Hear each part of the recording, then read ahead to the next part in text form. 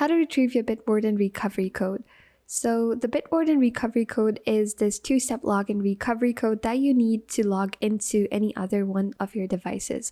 So let's just say you did not copy paste and keep your recovery code safe upon creating your account. So are you guys out of luck? No, that is actually not the case. So the first thing you're going to do is you're going to head over to vault.bitwarden.com, and upon promption, you're going to enter in your login details with your master password.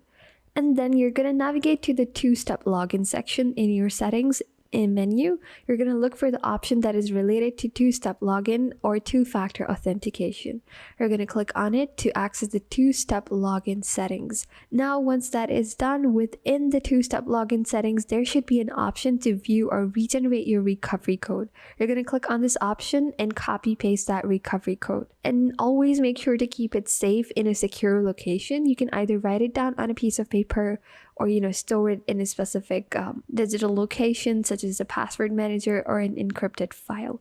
And after saving or copying that recovery code, you're going to confirm any changes you want to make to the two-step login settings. This may involve re-entering your master password or confirming your identity through another method.